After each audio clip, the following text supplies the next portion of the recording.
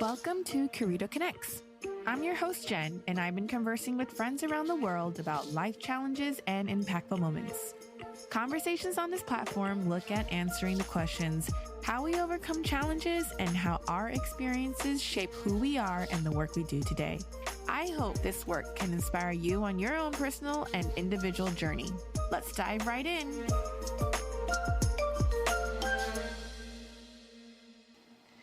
Hello, my guest today is Filipino American entertainment star Roxanne Barcelo, or as I have become to know her as Anna. Hi, Anna, and thanks for joining me on Curito Connects today. Hello. I think literally our second time meeting in Taiwan. That's correct. Right, your new home. Okay, so born and raised in Fairfax, Virginia, Anna moved back to the Philippines when she was just 13 and serendipitously started her singing and acting career in the Philippines. And today, she resides in Taiwan with her husband and two sweet boys, where she shares with us the importance of adapting to the many life transitions one encounters. So how her life path has led her from being a successful singer and actress to seeking her authentic self after her late father passed in 2019, and just most recently, this past January, her mom as well. And so from soul searching, finding the love of her life, moving countries, and learning self-mastery, and pursuing your dreams, these are all themes we will try to cover in our conversations today. And so without further ado, I will let Anna introduce herself to the audience and share with us her journey of adapting to life's transitions. Wow, Jen, you see me.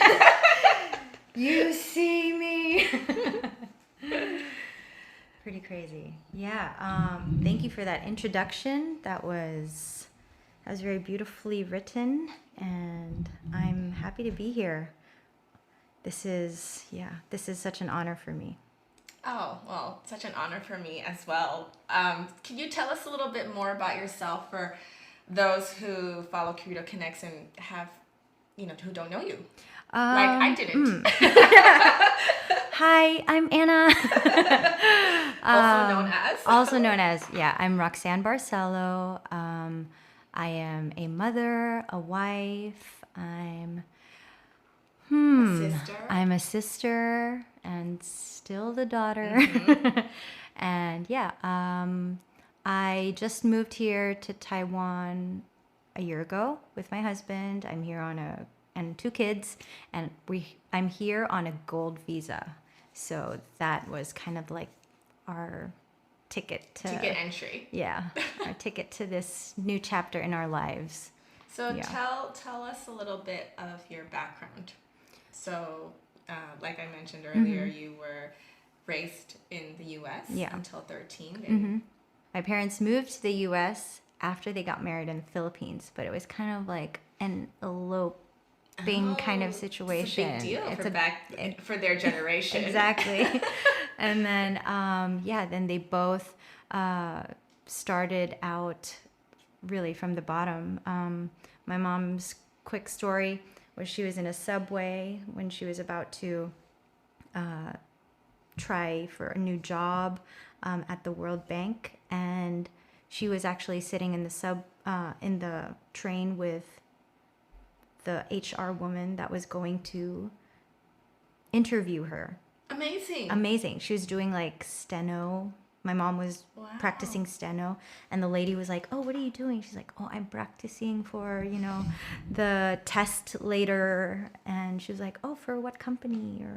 And then she's like, "Oh, I will be the one to issue that test." What? I'll see you later. And true enough, they saw each other, and she was like, "Don't worry about it. You don't need steno. You don't need any of that." And yeah, that's the power of my mother's faith. And she was not supposed to have children because she had cancer of the pharynx and leukemia when she was 12. Oh, wow. And they gave her an ultimatum. And then her faith just was so strong, and anything that the doctors told her, she just never believed if it was negative. And then when my parents got together, she told my dad, "Oh, she can't have kids. And then my dad was like, it's okay, I don't even like children. I just love you. And it was, yeah, so they moved to the States not knowing that their coupling would, eventually have Produce you. 2 children. And your brother. Exactly. Yeah, so my background is I went to school at St. Thomas More, and I was very athletic, very outgoing, loved school. I just... You liked school. I loved Mm. learning, and I was good at it. At one point. When I was more focused on it. Which subject matter do you remember that you really enjoyed when you were in school? I like the major ones, like English, mathematics, social studies. And okay, interesting. Yeah, it All was right. like, and I remember getting like a general excellence award when I was like 3rd grade to like 5th grade. And so when you were... Sorry, that was my high point. But that's important when you're at such a young age, and now when you're reflecting and talking about it, you're like, this is what I really enjoyed as a kid. I enjoyed learning, I enjoyed school, and I excelled. When you were growing up in Virginia back in the day, this is like 90s, right? Like late 80s, early 90s. Do you remember your parents like speaking to you in Tagalog, making sure you remember your Filipino roots? 100%, because my parents only spoke to me in Filipino at home. And I would actually be like shocked when my dad was speaking to me in English, when he'd be around his colleagues or his office mates at Arlington County. And I would just be like, roll eyeballs. Eye rolls. And like, always like teasing him. But yeah, my dad was very good in speaking English, and he was just so, like, his humor could translate from Filipino to English, and his code switching was almost seamless. Okay. Yeah. And so, first transition we will speak of right now is when at 13 your parents decided, all right guys, we're packing up, we're leaving our little suburbia lifestyle in the U.S. and we're flying you guys all back to the Philippines. Yeah. So tell us a little bit about that transition, and was that hard? I mean, 13 years, let's say you're preteen at this point. Was it hard for you to change environments? And then at what point did the entertainment industry roll into your life? Was that something that you already knew you had within you, because you just said earlier you liked academics? Yeah. so enlighten us a little bit about that switch. Okay. While we were in the States, I was actually modeling and already doing like auditions, and I got my first callback where I actually landed the job for a movie in the States. Like I auditioned in New York and I got the role, but my mom was like, oh, we can't do this role because it was very like a sensitive role. Yeah, it was like 12-year-old who was gonna get like that, and then like my mom was like, like the R word. Yeah, the R word, and then she's like, no, that's not gonna be your first role. Blah, blah, blah. Okay. But smart mom. Smart mom. Thanks, Mom. But I was hosting on ESPN on a show called The Kid Club. Okay. So I was kind of doing stuff, but it was like more on sports. So when we went to the Philippines, my mom told me, we're going to move to the Philippines so that you can, get to know your roots, my relatives. I miss them. And yeah, I just kind of like supported whatever they wanted and basically obeyed. Yeah, it was really more of obedience, and I didn't really question their decision. I only realized the impact of their decision when we had already moved, and how difficult it was to actually like lose your friends at 13 or, and like, change environments completely, but how much work I had to like catch up on, because even the academic system is like different. In the States, you would have to do 7th and 8th grade. But like in the Philippines, you jump from grade 6 to first year high school. Oh. So like that jump was just like, what am I gonna do? Like, what you mean? And like, I literally found myself taking up Filipino while I was in high school for a first grader To catch level. up, Yeah. And I took classes for that and like social studies, Aralin Panlipunan, and even PE was in Filipino. So like, I excelled at one point in PE, and I can't even excel anymore because I don't like. You don't understand instructions. Yeah. I don't like. I speak it, but I don't like know how to read yet, and I don't know how to write yet. So it was just like difficult to get direction. So I just felt like I was relearning. Did you spend the evenings crying sometimes, like very frustrated? You seem like such a chill kid. Oh, I'm not. Based on what you just said, like I was very obedient. I just followed and I didn't question it and I just went with it. I sucked it up. Yeah, I did suck it up. But I definitely have a memory of me holding a recorder because I would record the classes and I like write it down at night. And I didn't like do extracurricular stuff anymore because I would spend literally the whole afternoon to evening just re-listening to everything. It was really stressful as a kid, but I was just like, I got this. But then I saw like how, I was used to like 90s scores, like, or like A's. And then I was not getting A's anymore. And I'm like, oh my gosh, like this is not cool. And then, I just kind of had to, deal. So how long did that process take for you? And then when did the entertainment side of, I guess the wording should be like your career in the Philippines boom from there? Like that transition? And then how did your family adapt to the situation? So a year and a half I was doing the tutorials to catch up on the reading and the writing Filipino. And then on the second year of high school, that's when I saw like a commercial that was promoting this contest called the Metropop Star Search, and the prize money got me like, really attracted, like ding ding ding ding ding, like 300,000 pesos, which is like 150 almost thousand NTD. Yeah. And then it was like, oh wow. And it was perfect because I could already try out like from there. The age range was like 13 to 20. So I was like, oh my gosh, I can try out. So we lined up and it was lots of people and everyone, all the Filipinos we're just amazing singers. And like the competition was just so hard, but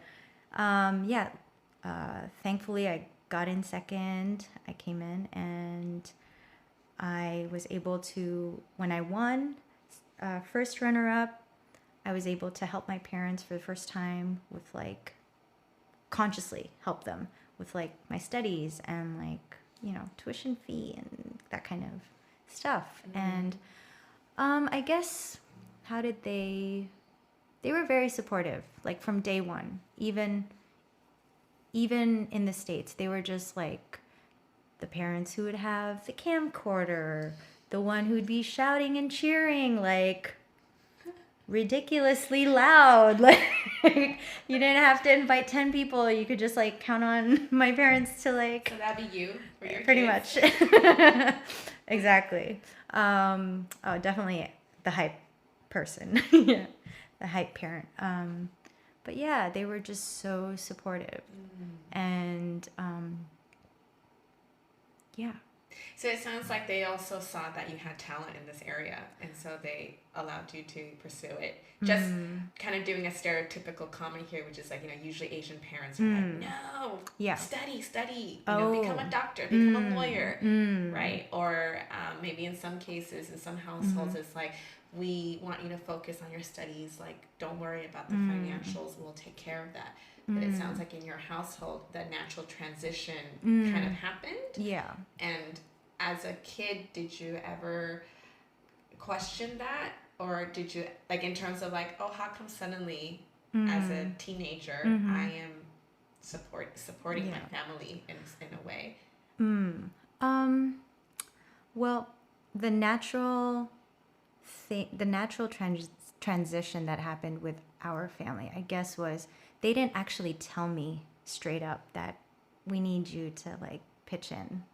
It was more of me hearing them outside of their master's bedroom, like chit-chatting about, oh, you know, we need to start, or, you know, working more, or like, yeah. And I was like, oh, there's a problem. I'm gonna help. I want to help. And it was kind of like, I guess, the dog in me, or like whatever instinct that was, it just like suddenly woke up. And that's why I had, you know, a clear like goal, target. Yeah, when I saw that that ad. But to be fair, like, my parents really were just so supportive ever since I was 8. When they saw me watching Disney, I was watching Little Mermaid, and I started singing along.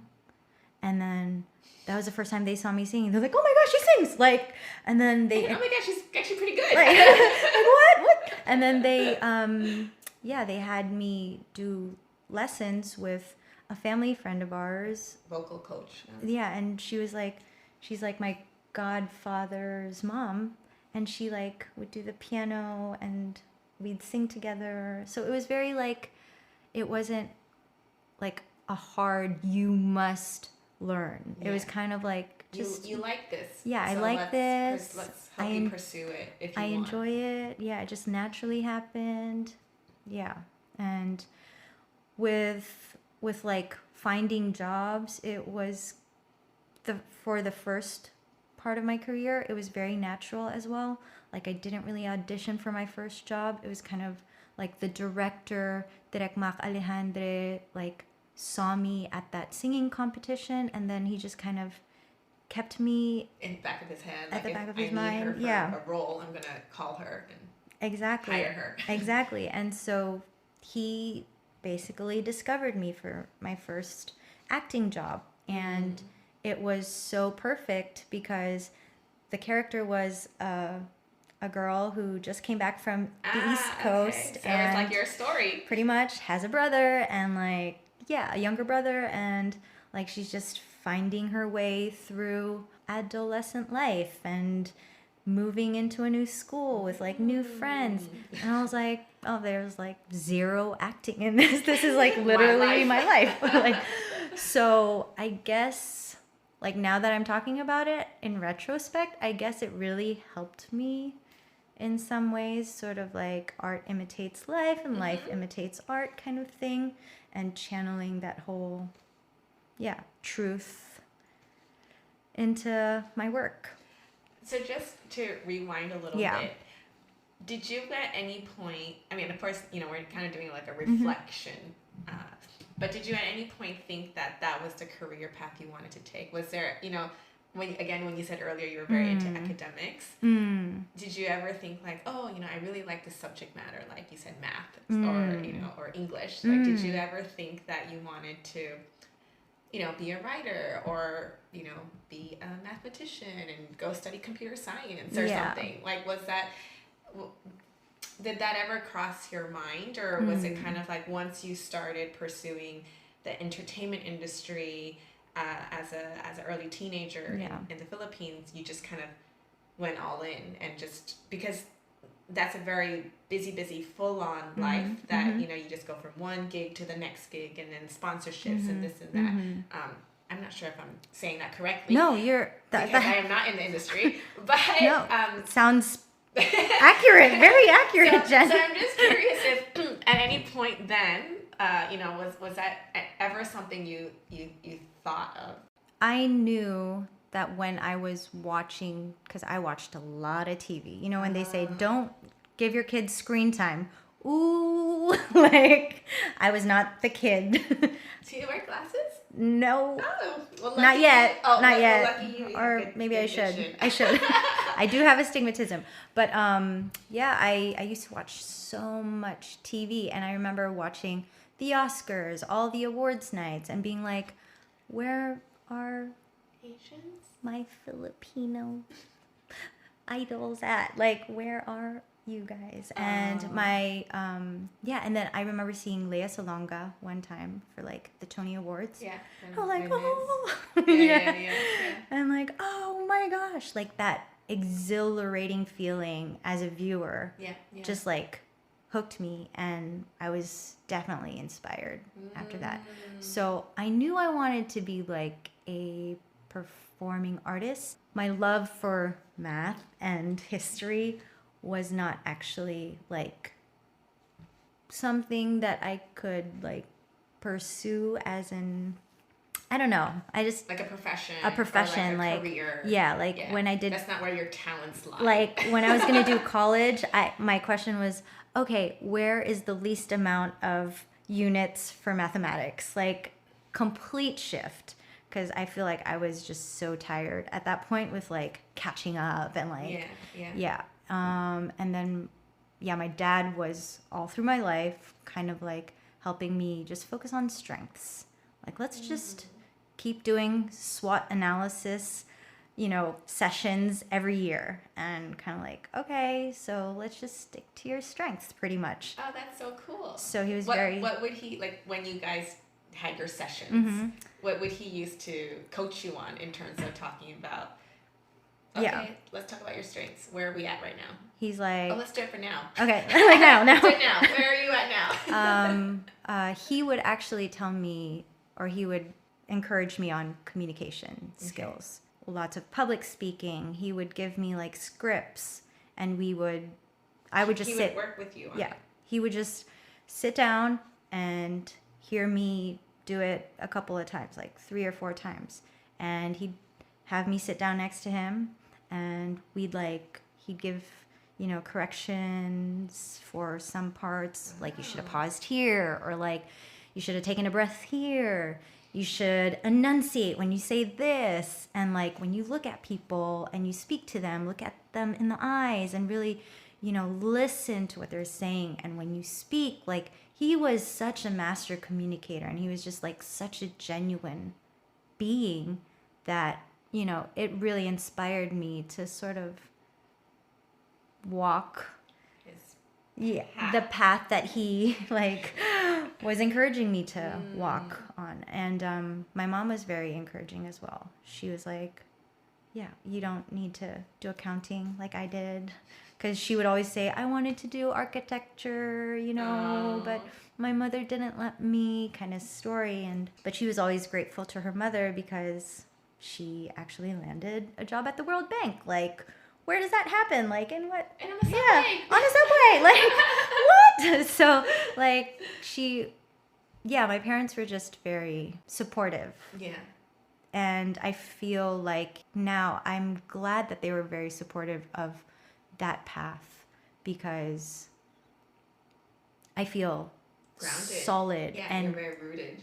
grounded in that sense. And yeah, but sometimes I ask myself, like, oh, what if I, you know, tried other aspects, like, but within the scope of entertainment? Like, what about magazines, or like, you know, PR, or like stuff that I, you know, kind of studied, like advertising. But then I'll go back to like, let's stick to the SWOT analysis. So your dad, was he like a public speaker himself, or how was he so versed in helping you with this, you know, the exchange of scripts and practicing with you?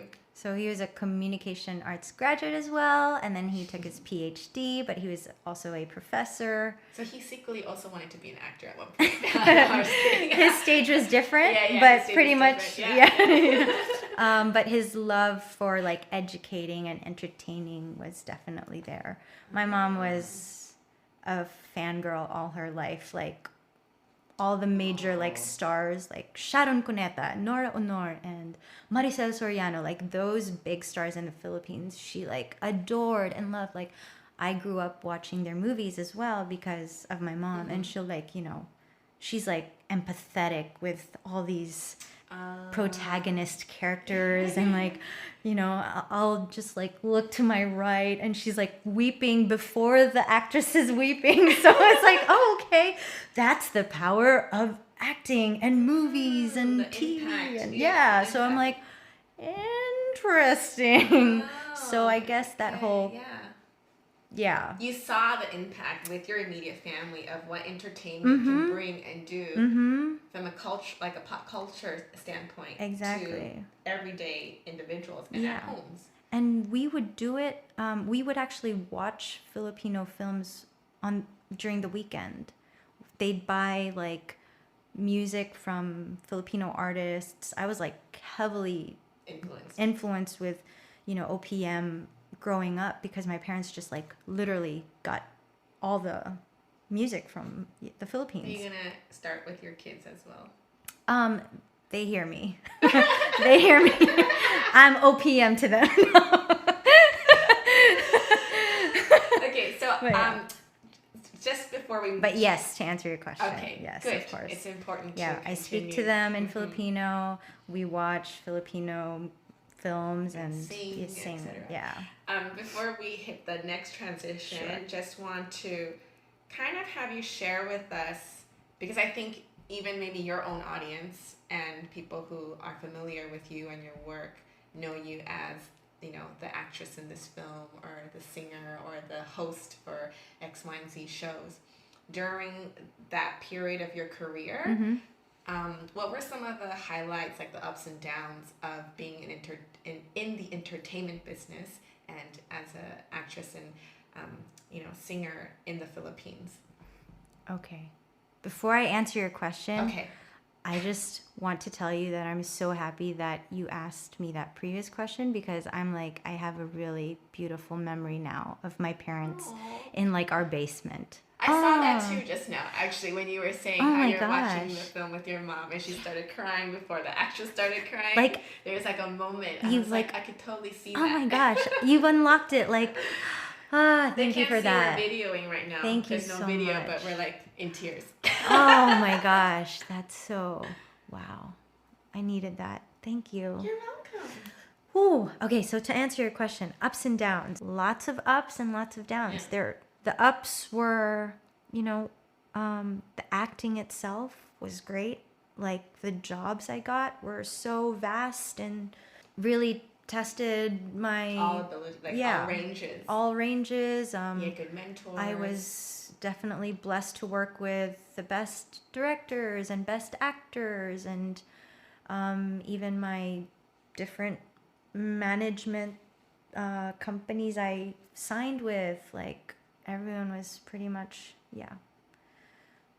excellent. Meeting people and working along the way and like entertaining at events, that was really like my highs. You know, because you get to meet people, because you get to meet them, and then you get to really entertain and see their reaction straight away. And I'm so happy that I guess social media somehow still gives me that access and gives... it's a platform. Yeah, that platform for me to be able to connect with the people that I've met along the way. So thank you. Downs were, I guess, I got in very early. So getting to know yourself on cam and off cam, and also having people get to know you on cam and off cam while you're growing up is not like the most ideal way to grow up. I would not recommend it to other people unless, you know, you really truly love the craft and you know very early on, because it's hard to, you know, be seen through it all.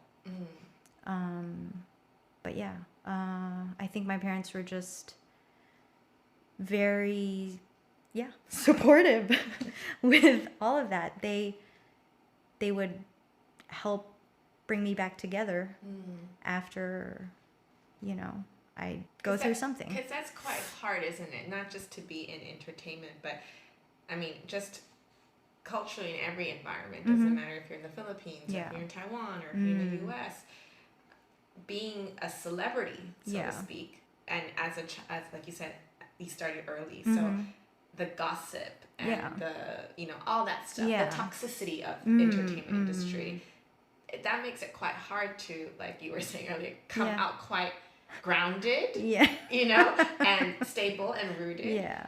So that's very amazing that your parents really provided that foundation for you to do that.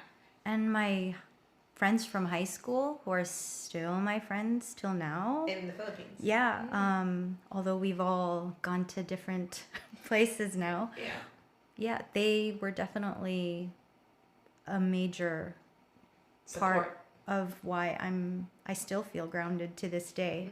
When the world won't believe you, you have like a few girlfriends who will, and your parents, then you're good. You're good, yeah. My brother, so yeah. I'm just trying to think if I should ask this question now Go or if for I it. should bring it up later, but since we're on this topic right now, I'll bring it up now. If you could share with, you know, again, your fans and other listeners who are relating to your storyline, or, you know, someone who admires your work and, you know, wants to pursue this field, and also especially in the Philippines because that's your marketplace, what advice would you give them? If I were to actually speak to younger kids and those who are also searching, and I would actually like to speak to my younger self as well and tell my younger self that the dreams that you have are very pure, and the intentions that you have with your dreams, if you really think about it and breathe with it and like move with it, it's actually really your calling. And sometimes other people around you won't hear it as loudly as you do. And it's going to be a little tiring to let other people know what that calling is. And it will take time, especially if you're trying to do it the right way. But it's okay, because your character is being ripened and being strengthened for the greatness of when you do achieve that dream, to be able to handle it. So if you're going through a lot of struggles and a lot of trials, it's okay, because you're just going to be a better person after that.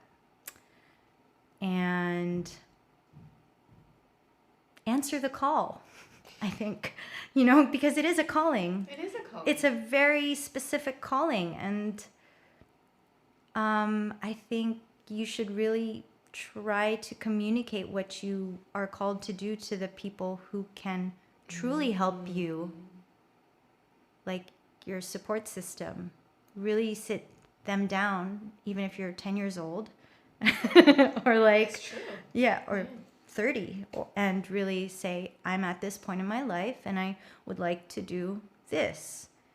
Can you help me figure out what are the actual steps to make it happen? Because, and also to the support system, hi, hello. Please listen and receive this moment of vulnerability from this 10-year-old or 40-year-old, and receive it with gratitude, because they are seeking your help. That means they trust you without judgment. They trust that you will listen to them and support them. So the fears can, you know, come up, and the blockages will come up, and you just have to work through it and be like really have a clear vision of how you see yourself more than anyone else. Like, you must see yourself, because everyone else will tell you, oh, you should be this. Why don't you do this? And you're going to hear that endlessly. that was a beautiful way to provide support and guidance to people who are on the path or seeking that path, and even those who are not necessarily walking in the entertainment sector. You know, just what you just said is very relevant to all individuals. So now that we have kind of, you know, talked a little bit about your entertainment celebrity days, which you still are one, but I guess, you know, you met the love of your life during the pandemic and pre-pandemic, and then somehow had 2 kids and then ended up living in a country that you don't speak the language and no celebrity status here. You know, how did that transition play out? It's, you know, it's like you're very good with transitions in your life.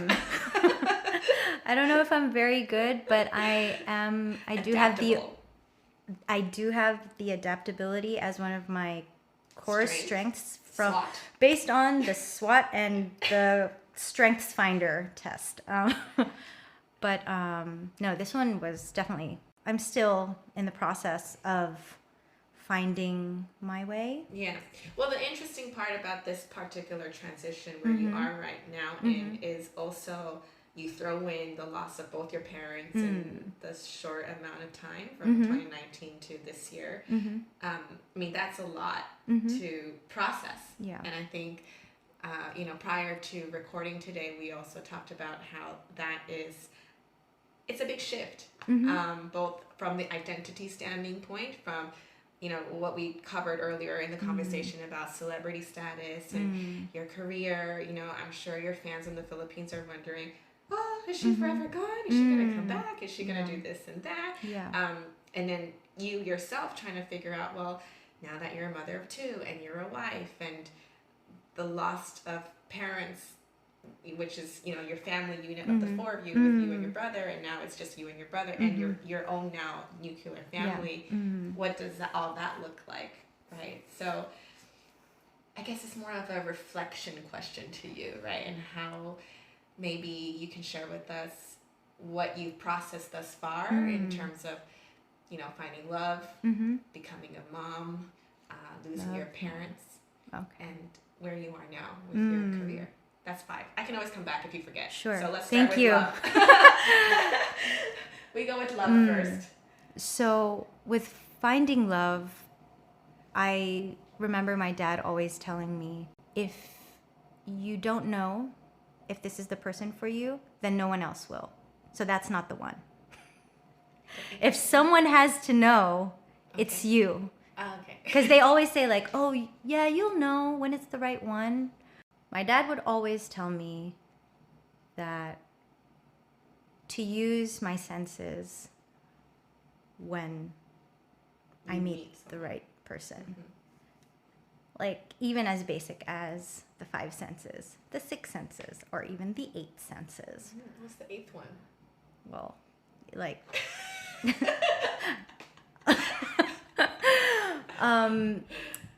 he'd always say, like, does your soul feel right? Does your heart feel right? Does your spirit feel right? If something is not in alignment, even if it's one of the first 5 senses, like, or like, like one of those, like, then, but to get to a point of the spirit, and yeah.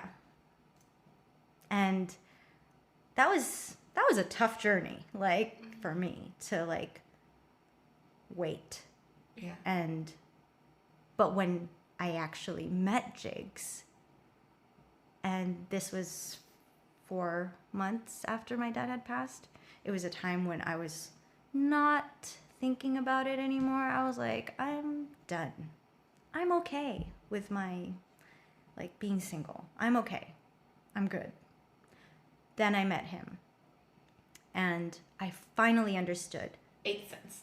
8th sense. 9th sense. Like, even time. Our souls talk to each other. Yeah, and it was within seconds. Like, as soon as I saw him, and it was in the dark. Like, yeah, and I just knew that he was going to be the father of my children. That's what I heard. I didn't even, like, say it out loud. Like, I just felt it. It was a feeling that resonated within every part of my being. This is going to be the father of my children. So the saying that everyone always says is like, when you love yourself first, then, you know, that's how other people can love you. Or like when you're not looking it, you know, when you're least not looking it, they will show up.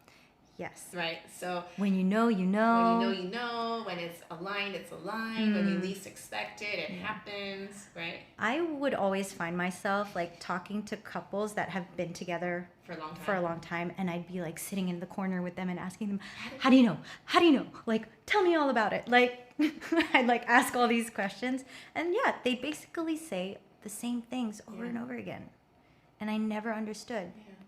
And then finally, in the moment that I met my husband, I get it. Oh, okay. Oh, it's true. It's true. Okay, all right. Like, It's true. Yeah. Okay. Yeah. So everything else was kind of... It just kind of all fell into place. Yeah. So, and then at this point, was it more like, because you, like you said earlier, like you knew, and it was like, he's going to be the father of my children. So like, did it shift your focus? Because at this point you said your dad just passed away. 4 months later you met him. And then at this point where you kind of just like how did you juggle between everything that was going on, right? Like processing your dad passing, and then meeting the love of your life, and then kind of figuring out like, I don't know, at this point in your timeline back then, were you on a new project? Were you kind of on pause? You weren't picking up new gigs. You weren't hosting. I was the busiest I've ever been in my life. Okay, so like, how did you? Yeah, literally on the last day, like when we were at my dad's wake, I had to go to my first like taping for a movie, and then my week was just full of everything, work, whatever, anything, and like a movie, another movie afterwards, and then like events in between, and then I joined a singing contest, and I was like doing so many really things. Pulled very thin. Yes. And you were trying to date. And I was actually not trying to date because I was thinking my dad just passed, so it just doesn't make sense. Yeah, but then you met chicks, and then you started dating. And then we started dating. So it was like had all these things. Actually, I didn't see him. Happened. I didn't see him for 2 weeks, and I was just like, and he was like, I thought we like clicked that first. Yeah, but I'm busy, and he thought that you weren't interested. I wasn't interested, and then he was like, okay, I just want to see you one time before we, whatever, like. I can't even remember his text. But I was like, yeah, I can see you for like 30 minutes before before I leave for work. And then we saw each other, and then it was kind of like, no, this is it. Like, for me. I'm committed. But I don't have time right now. But I literally don't have time right now. But we can talk about it more later on. But you can figure out what you want. Like, if you're okay with this package, I'll sign the contract. But it was kind of like, I just knew, and it was just like the how-to was not. And it just felt right. It just like felt there was so no right. stress. Yeah. And you felt loved. Yeah. Yeah. And so inseparable, and so he would wait for you at the studio until you finished work. No, I'm just kidding. He would actually, we'd see each other after work. Yeah. I remember I had a premiere of a movie, and was he your date to go, or? He came from work, so after his work we met up, and then I think he was like working out or whatever, and then we just like met up afterwards, and I was still in my gown, and then we ate like barbecue afterwards, and I was like, oh, this guy really. He really likes me. He really likes me. And he really I'm not dreaming. Me. Yeah. And he doesn't care about where I just came from. It's like, he doesn't even know that I'm an actress or anything like that. So it was really good. So transitional, because there were so many things to handle, right? Like mentally, emotionally during that period. What helped get you through all those things? And then did you have time to process your dad's passing, you know, and then falling in love, and then I guess it's like finding that container that he provided after your dad passed, but also kind of like, how did you manage to figure out like what the next steps were for the both of you starting a new life together, but also like your career, right, which then transitions us to coming to Taiwan. And because I feel like that might be questions people ask sometimes, you know, it's like, was it difficult for you to say like, okay guys, like I won't really be around for the next 5 years, so don't ring me up to ask me for a role, even though deep down I really want to do another role, or, you know, like, you know, don't call me if you need to be a host for a show or something, you know, like. I think it naturally happened because, like with my dad, I was doing I was able to process on TV his passing. Did you play a role? No, I was actually, a series called Fluid, a mini series called Fluid, where the dad passed, and the dad of my character passed away, and then I was also in a singing contest called Tawag ng Tanghalan, where I came in second, runner up, and then, and they were always asking me questions about my father. In the interviews. Because my dad was the one who kept telling me to sing. Like, his last text was literally "Kanta ka na anak," which means like, it's time to sing. Oh. Like, okay. And so I felt like I was able to share my deep love about my father, my deep love for my father through music, and through the tears, and through the like. I just like told them so much about my father, and I just like, even with Jigs, for example, when we were dating, he actually wrote a letter to my dad, and he gave it to my mom. And when he met my mom, you know, he gave my mom flowers and the letter to my dad, and then I didn't know at first what they were talking about, but he basically said, "I would like to marry your daughter, and I'd like to ask you and your husband for permission." And that this was like the first time that they met, and my mom was saying "I love you" to him. I was like, "Yo, girl, hang on." But and then my mom was just smitten, and if you know my mom, I've never seen smitten. Like, even like, she is like she's like a dad figure to me. She's like very disciplinarian in a way to me. She's very strict with me. But she was an accountant, right? Exactly. Not stereotyping. Yeah, but yeah. So with I felt like my decisions and my path was now blessed. Yeah. And it was like, because it was so easy, and with like work, flawless, and like with work, COVID happened. Nobody was working. Like, all the shows were canceled at that point or on hold. And I didn't have any existing contracts at that time, and it was just until now, and kind of like, it just was the first time in my life where I had finished all my jobs that I had committed to do. And it was the first time that I could actually move because I was free. And not because I didn't want to work. Yeah, it was the timing. The timing just worked out. Yeah. And when he asked me to get married, it was just easy. It wasn't like, let me think about it, or like, let me try. Like, it was just like easy. Yeah. And yeah, amazing. Let's start a family. Okay. Yeah, let's do it. And somehow, even with my mom passing, having him and our kids, I was actually pregnant, and I just gave birth like a few days before my mom passed, and she saw Her second. Her Grandson. second grandson via FaceTime, and she was happy, and I saw her smile. She woke up from a coma for a few hours and went back to sleep. And so I don't think I could ask for anything more, like, for her, because she already, like, really stretched her life, basically, for all of us for so long.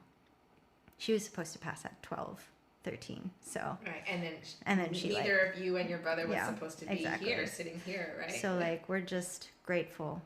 So my parents, who have transitioned, it's kind of like, I know that where I'm at now is where they want me to be. Mm-hmm. And I'm not even saying, like, just not physically, not just the physical aspect of, like, where I'm at, but, like, where my heart is, where my soul and mind is now. It's kind of like my whole being is with my family. And if I'm given another call, then if it's for me and I know it's for me, then maybe I will be able to do it. If I'm called to do it. But now it's all about, like, intention, and it's about, like, how does it affect, I can't make decisions anymore based on I need to pay my rent, or, like, I need to, help my family. It's those aren't, like, the priorities. It's I need to physically be with my family and be there with them. Wow, we went full circle. Great job, Jen. No. I was just gonna. You see me. I do see you. See you. I wanted to ask one more thing, which before I go into the closure of my questions, but one of the other thing I wanted to bring up was the soul searching aspect of the conversation. With everything that we illustrated in the last 50 minutes of this conversation so far, when you mentioned about your dad passing, and based on everything, and I'm sure all your fans and people who know you know how much your dad, and mom also, but how much impact your dad has had on you, and even what you said to me about the SWAT, I'm just like, oh my gosh, he must have been such a cool person to just sit and chat with, like, just as like a buddy, like just. Yeah, it just sounded so fun, and it's it's like, it's almost like, oh, it's such an honor that you were his daughter, Absolutely. And like you said before, all his students who were able to learn from him as well. But when he passed, and all these other things that you mentioned happened simultaneously, and you kind of just really went with the flow. You didn't fight it. You just really accepted everything that was coming in front of you. And you just went with it. And I think that's not always easy for people to do, because they might have different ideas for certain things, and they don't want to do that, but they don't just what's the word I'm looking for, kind of just let it be. And I wanted to ask, in terms of the aspect of soul searching, which you had brought up before, what would you say about that journey for you?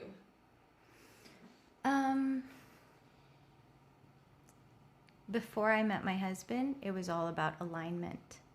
So before I knew I would meet the person that is for me, I knew that I needed to align myself. So if I felt something needed to be recentered, I needed to fix it. So I was constantly just readjusting. And what were the tools for you to do that? Meditation, prayer, breath work, things that people probably would never think that I was doing. Like, I was actually meditating daily, and constantly, because acting in itself is playing other people. So some people can get lost within other characters. So my being, I needed to be very fiercely protective of who I was. And I needed to love her daily, because the character's traumas were not my traumas. And I needed to go home to me and remove and shed and take bath salt baths to literally like just take off that energy. And was this introduced to you by, you know, other fellow celebrities who practice the same thing? No. Or your dad again, who would say, try meditation? Like, who introduced you to meditation? Or who suggested to you, you know, you should go out and walk in nature for a little bit before you get home? Like you said, like, take a shower to cleanse it off. Like, where did you get this know-how from? Or did you just start doing it and you realize, like, oh, this actually kind of works? And then when you don't do it, you're like, off, you know? I was first meditating because my dad would teach me meditations. Breathing deeply because my dad would tell me, take a deep breath. But then now there are actual tools on YouTube that are just easily accessed. And literally when he transitioned, I kind of just was like, okay, let me do this program by myself. And like, I had my own thing also. And how do I say it? So when I met Jigs, and I was like, I felt more aligned than I've ever was in my whole life. And even I remember a conversation with my friends where I was crying, like my theater friends, and they were like, why are you crying? I was like, I just know that I'm going to be a mother, and I know that I just want to be a wife. Like, I was so sure. And they were like, you're so dramatic. I don't know what they were thinking, but now they were like, remember that time? I don't even remember this. They were actually the ones who reminded me, remember that time when we were out and you just like, you were in a corner and then you were telling us you wanted to be a mother and a wife. And that was your goal. And you didn't know how it was going to happen. And then to now see you as a mother and a wife, like, they're like, it's crazy. That was just like a few years ago.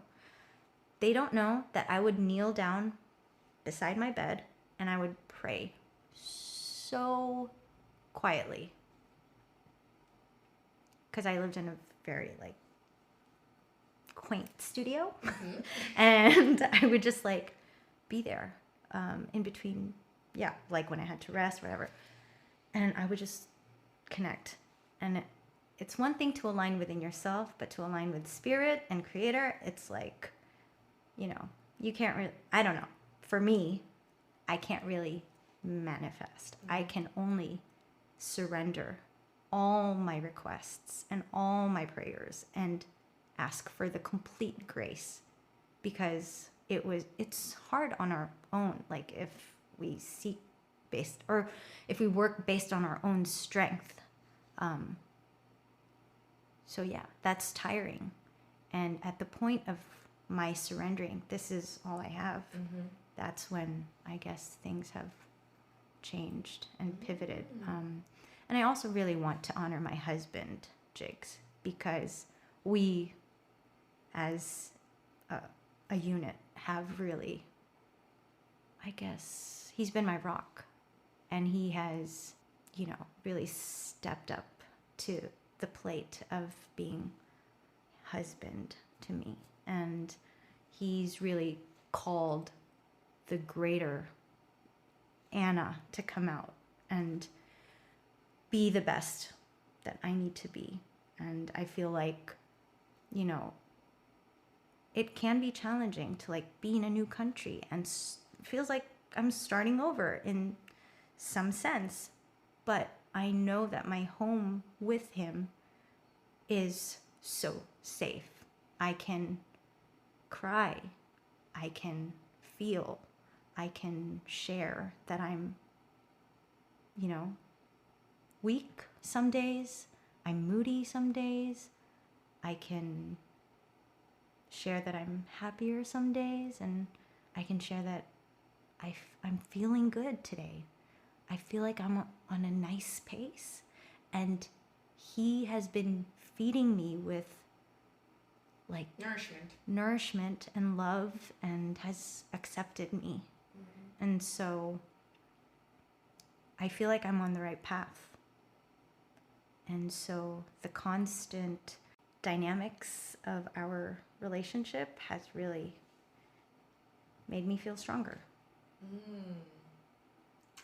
It's very, very beautiful. And I wonder if some people didn't know the spirituality side of you that you shared with us today. So I think that's quite a empowering element, because it's, like you said, it's not like other people, many people have different tools to get to where they need to be at, or how to keep themselves grounded, and you've shared, family, your parents, your husband, your current family unit, your brother, knowing yourself and knowing what is your support network and keeping you grounded to pursue those dreams and the things you want to do in this lifetime. So very beautifully said. So my wrap-up questions for my guests, I will start with the first one, which you kind of already answered earlier on when we talked about what would you tell your younger self. So you could either say it's the same answer, or if you wanted to reverse the what would you tell your younger self to kind of what we said earlier, like for those listening, and they resonate with your story, what kind of support would you provide them? Like what two life sense would Roxanne Barcelo give to the world for, how to stay positive, or, how to stay grounded with whatever transitional phases they're entering in their life, to face them and transition, which is what you've done from early childhood till now. I love it, because when you asked me again, a different picture comes up. Yes, a different answer comes up. And now I want to say that today is a new day. It's filled with different graces that are set for today. So whatever has happened in the past, it's all done. But there is something beautiful that I have just relearned in the past 2 weeks. Forgiveness. It is constant to learn to forgive and ask for forgiveness. And it is one of the things that I have so much respect for, that act of asking for forgiveness from whoever, from your partner, from the creator, or from friends, and giving forgiveness. It's easier said than done, but honestly, wow, it's just beautiful, because once you forgive others and you forgive yourself, and you know that change can actually start with you. And where you are in your life right now is the perfect ground for change to happen. It's the perfect foundation for change to start. And the conscious decision to aim towards where you truly want to go and really go laser focus on it, you're going to be unstoppable. So my hope and my prayer is really to everyone, to you who is listening right now. I hope that whatever your true desire is, no matter how crazy weird or whatever adjective you want to use for it and unique it is, I want to challenge you and disturb where you're at right now and challenge you to give it a shot, because you will never know how good that change will be until you actually say yes to it. Say yes to the calling. I like that. They always say you need to have change in order to grow. So I think what you're providing as your 2 cents is exactly that, with forgiveness. And it can even be as simple as a one word thing. Maybe you're called to enjoy. Maybe you're called to forgive. Maybe you are called to accept. It doesn't have to be the long vision statement or the vision, mission, goal. Maybe it's just one word that is being said to you over and over again. Yeah. So try to answer that call. Food for thought. Food for thought. You're leaving people with the food for thought. So the second question is what keeps you grounded, and which you've already mentioned many times, which is family, your meditation practice. I don't know if there was anything else for you that you personally like to do that is what, like you said earlier, keeps you in alignment and keeps you grounded. Date night. Date night. Okay. That's important. Yes, I must have A date night. a date night once a week Okay. that involves Just the two of you. No kids. food, Oh, okay. food, and dancing. And eye contact. And hugs. And the hugs are a daily requirement. Oh, okay. I need 2 cuddles a day from my husband. So I'll if we're it's already 12 noon, I'll be knocking. There is a call for you, which is, you can take it in the next 5 to 10 minutes. It's a call for a cuddle. So, yeah. So anytime you're ready, anytime now. That definitely grounds me. I am absolutely. I need to gift you a cuddle me now blanket, and leave it on the sofa in your house. My husband knows the look already. He's like, okay. I'm in the middle of work. Because I am a very physical, that's my love language. Physical touch is my love language. So it's very clear to me. Okay. That one, only for a week. I've started to write journaling. I've been journaling the things that I'm grateful for only. Okay. I used to journal whatever thoughts, anything. Okay. So now it's just all positivity. Now it's just gratefulness. Okay. That's it. Gratitude. Right. So that's been different. And also for the past 2 weeks has been forgiveness. So throughout the day, if I feel like I'm harboring anything that is not too great, there's this balloon thought where I just remember whatever, anything from high school or a college memory that oh, it still weirdly stings. Where is that coming from? Why is that here? It's so random. I find myself in prayer within 2 seconds if I can, and I'm I want to release this stinging feeling, and today I just receive forgiveness for myself as well and forgive that person, and I receive the graces and the blessing of the release. Very nice. And as I am now a wife and a parent, it's every minute that I know I'm a daughter. Because I'm bringing my son to school and I'm thinking, who did this for me? Who was taking me to school? Who is waiting for me at school? Who was waiting for me at 3 a.m. when I was in college? Who was with me at work? I cannot not think of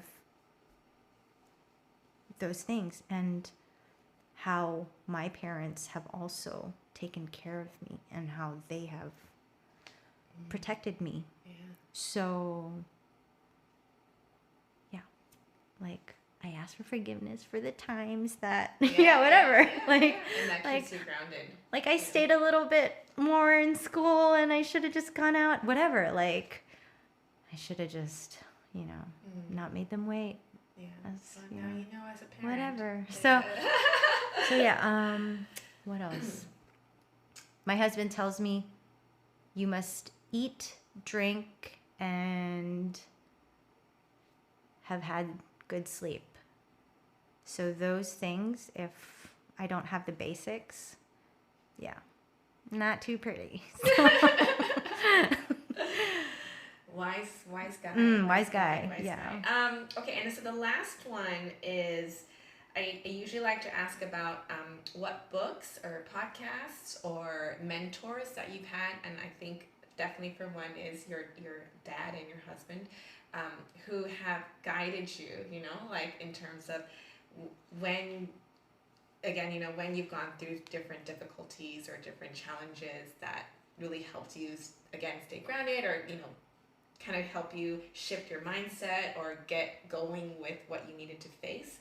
Were there any, books or mentors or podcasts that you like to listen to or read, or, what they've told you that you think is resourceful and helpful that you would recommend to other people? And you can say you don't read, which is fine, or you don't really listen to podcasts because you don't have the time. And I think it's very clear again throughout this entire conversation that the many wise wisdom that your late father has imposed on you has definitely been your grounding force, and everything that is you comes from that. What's amazing is my dad actually left me a workbook that I go back to constantly.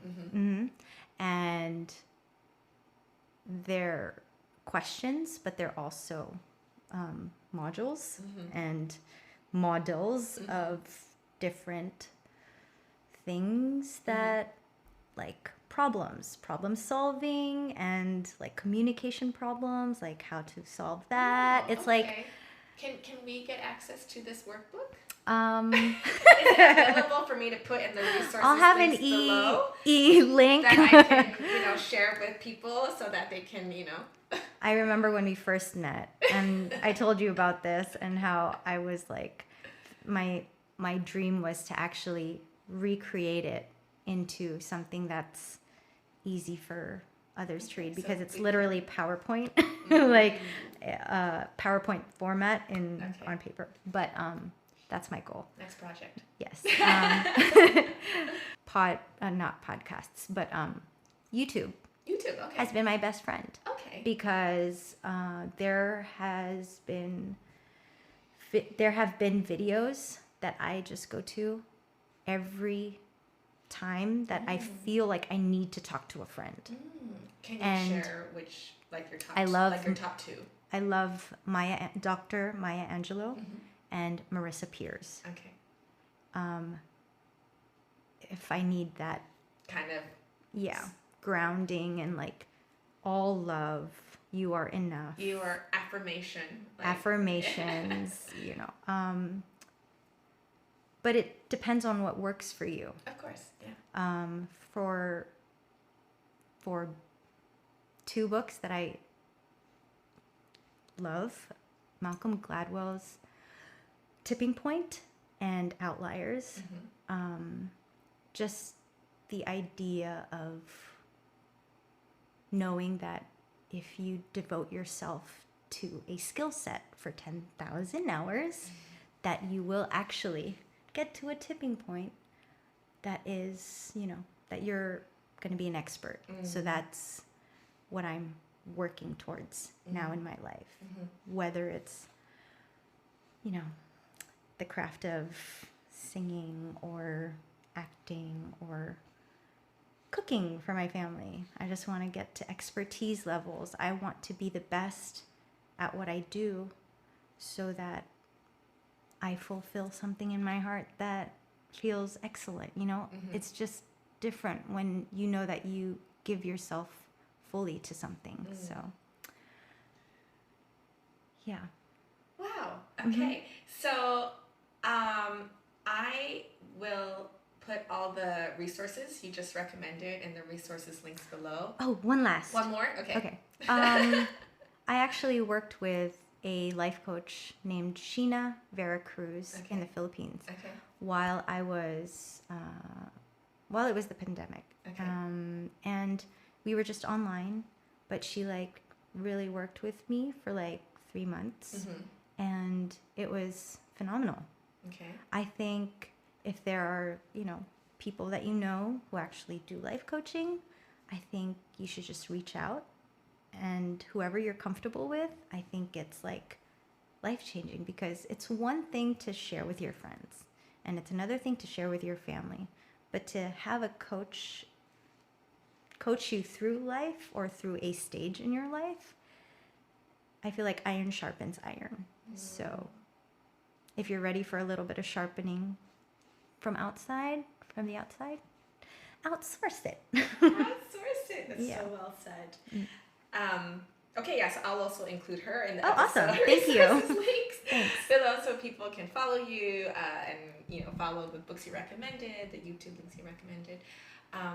And is there anything you wanted to add on to our conversation before we close off? And is there anything you could add on in terms of what other people can expect of your upcoming works, or maybe future plans, if there's any, or what we can look out for? Yeah. Or it's anything like stay tuned. Okay. Right? Stay tuned. Anything I want to add. I just want to thank you, Jen, for inviting me on your podcast, because I was also a little bit nervous, to be honest, to have conversations that I know would go straight to my heart. And if you meet Jen in person, then you are blessed, and you will know her charm in person. And if you hear it and feel it through the waves, then great, you're so open. But she is just a heart opener. She is like, you will feel seen with her, and that's actually quite, this is very vulnerable, the way I feel around you, like, and anyone who is blessed to know you probably already loves you for who you are. So I'm just grateful that you gave me time to share with you and hear you and experience your thoughtfulness. Oh, thank you. Well, thank you for coming and sharing as well. I can't wait to, see what we can do together. Maybe there's something out there that we can do, and definitely, like, even if it's have coffee or like coffee dates or whatever. Like, it's really an enriching moment to be around you. So thanks for sharing your platform with everybody. And she's actually very she's so connected within, and even if you don't tell her anything about yourself, it almost feels like, oh shucks, like she knows you. So be prepared. Like, she sees people for who they are, which is very powerful. So I appreciate that. Okay, well, you're very powerful. Oh, well, so are you with your voice. That's all we have for today. So thank you again for coming. Thank you. I think Taiwan is very lucky to have you here. Thanks. And I can't wait to see what you'll start doing next in your next transition. Okay, Thank you. For now we will wrap up here, and thank you so much. Thank you. Thank you, Jen.